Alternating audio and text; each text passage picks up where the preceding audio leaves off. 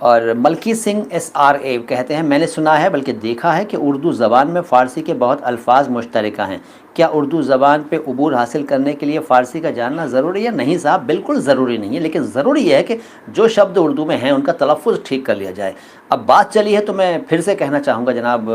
ملکیت صاحب کہ نہ صرف اردو میں بلکہ پنجابی میں بھی، آپ کی مدر ٹنگ پنجابی میں بھی بے شمار فارسی کے الفاظ ہیں،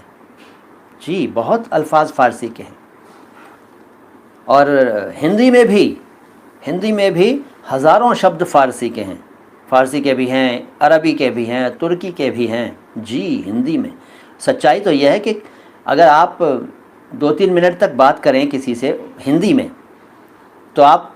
انیک شبد فارسی کے بول چکے ہوں گے اور آپ کو پتہ بھی نہیں چلا کہ آپ نے فارسی کے شبد بول دیے۔ لیکن فارسی باقاعدہ سیکھنے کی ضرورت نہیں ہے، لیکن اچارن پر یعنی تلفظ پر یعنی کہ پروننسیشن پر دھیان انسان کو ضرور دینا چاہیے، اور اس کے لیے ہمارا چینل آپ کی خدمت میں حاضر ہے، آپ کی سیوا میں اپستھت ہے۔